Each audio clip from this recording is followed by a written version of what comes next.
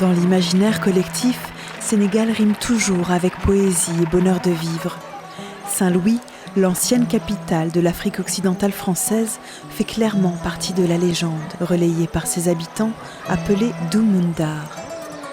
La ville mythique, bâtie sur une île, évoque un décor de carte postale avec ses innombrables pêcheurs, ses couleurs, sa musique et ses bâtiments classés au patrimoine mondial de l'humanité. Le prestigieux passé de la ville attire de nombreux voyageurs assoiffés de découvertes. La population, quant à elle, cherche simplement un présent. Les premiers villages de pêcheurs ont été construits sur la langue de Barbarie, séparée du cœur économique de la ville par le petit bras du fleuve Sénégal. Mais laissons le célèbre pont Faidherbe de Saint-Louis pour rejoindre l'actuelle capitale, Dakar, où les bateaux-usines étrangers sont les premiers à nous souhaiter la bienvenue. Ici, comme à Saint-Louis, se joue une concurrence à armes inégales avec les petits pêcheurs artisans. Sur les cartes postales, les plages font toujours bonne figure, sans insister sur l'épuisement de la ressource halieutique. Le tourisme est un autre levier de l'économie nationale, contribuant pour près de 7% au PIB. Le pélican blanc ne boude pas sa place au soleil, sûr de son potentiel écotouristique. Mais il refuse qu'on perturbe la colonie et il exige toujours du poisson au menu. Le poisson constitue aussi la base de l'alimentation des ménages. Suite à l'exode rural, la capitale compte plus d'1 million d'habitants. Un chiffre multiplié par 4 en 20 ans. La surpêche et autres pratiques illégales inquiètent les pêcheurs lébous. Les stocks de poissons peinent à se régénérer. Le réchauffement climatique et la pollution n'arrangent rien au problème. Or, de nombreux acteurs gagnent leur vie directement ou indirectement grâce à la mer. Pêcheurs bien sûr, mais aussi marailleurs, transformatrices, écailleurs, charpentiers, charretiers, mécaniciens, rinceurs de bacs, soudeurs, forgerons, vendeurs.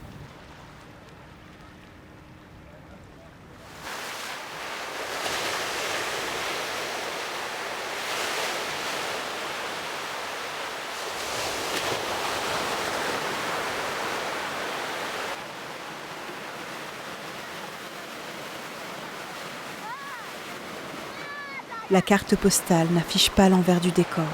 La diminution des stocks de poissons, mais aussi la montée des eaux qui provoque l'effondrement des maisons construites au bord de l'océan.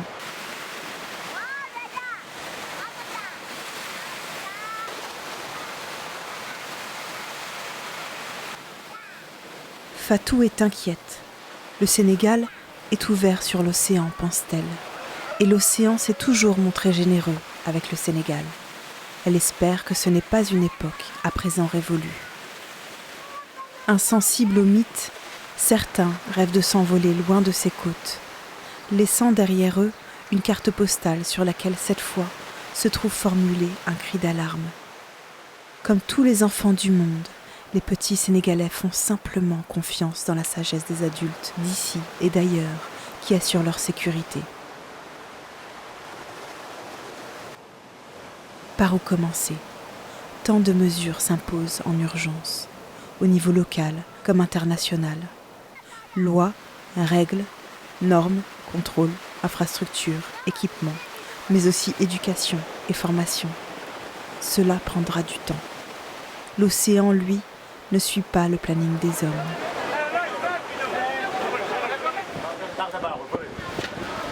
Les hommes non plus ne suivent pas toujours le planning des hommes. Certains, impatients, ont jeté leur frêle embarcation sur cette vague, en quête d'autres mythes, de nouvelles réalités. D'autres cherchent juste un nouveau toit, parce que l'érosion côtière a détruit leur maison familiale. Chaque départ est un arrachement, et la quête d'un nouveau logement, un parcours semé d'embûches à cause du coût exorbitant des loyers, ou le manque d'habitations à loyer modeste disponibles dans l'immédiat.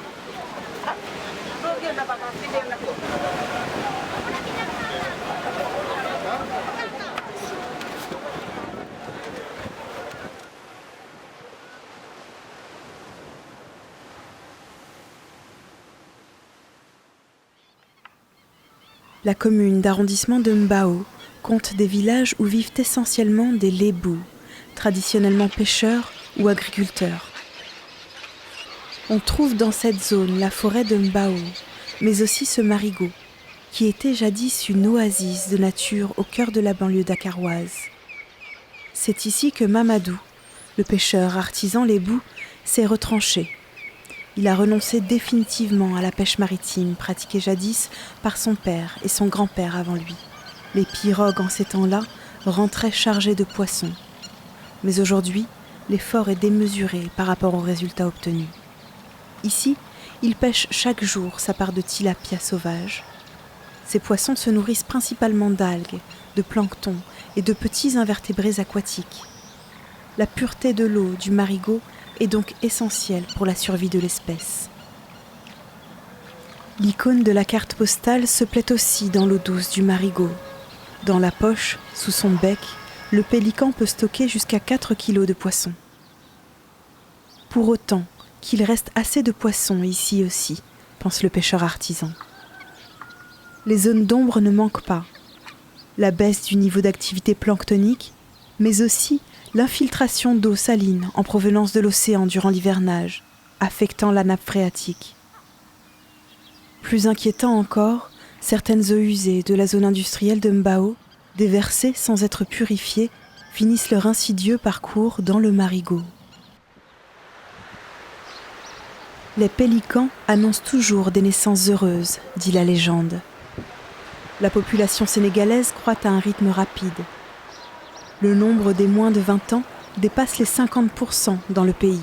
La région de Dakar, avec ses 3 millions d'habitants, abrite plus de 23% de la population nationale.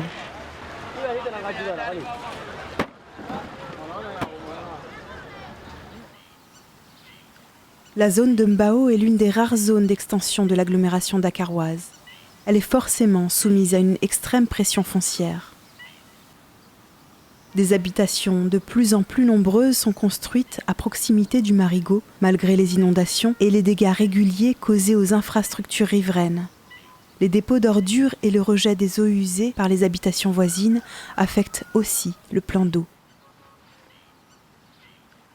Une autre carte postale nous rappelle que le Sénégal reste toujours un paradis pour les oiseaux. Le microclimat qui règne autour du marigot leur offre aujourd'hui encore un îlot de verdure et de calme, également favorable à la flore. Des centaines d'espèces d'oiseaux endémiques ou migrateurs venus de loin servent de baromètre à Mamadou pour la santé de l'eau dans son marigot. Les grettes blanches puisent ici ses ressources. Elle se nourrit d'insectes aquatiques, mais aussi de poissons ou de petits crustacés.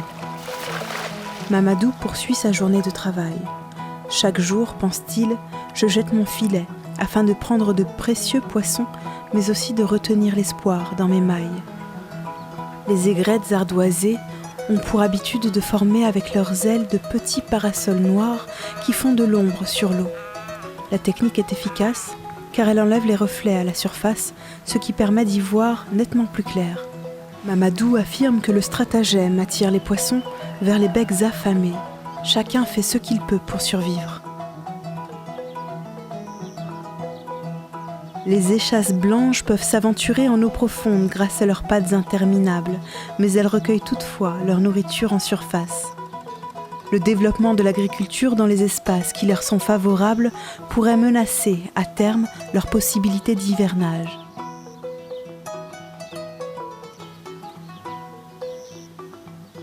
Le chevalier solitaire évoque à Mamadou sa propre situation.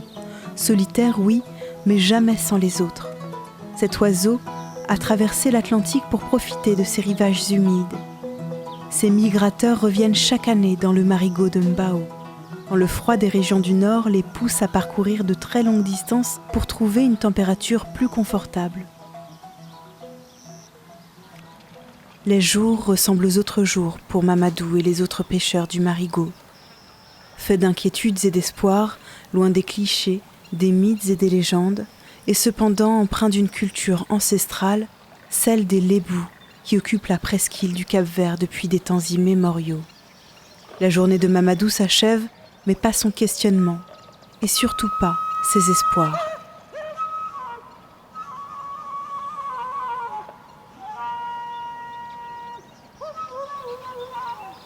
Les femmes transmettent les traditions, les histoires de famille, les contes, les épopées des anciens. Elles projettent sur les nouvelles générations ce désir fou, non pas d'un mythe passé, mais d'une réalité meilleure, ici et aujourd'hui.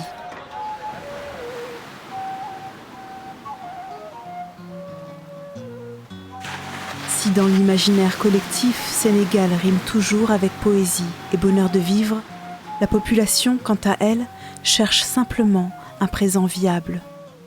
Par où commencer ? Tant de mesures s'imposent en urgence, au niveau local comme international. De chaque côté de l'océan se trouve une part de la réponse.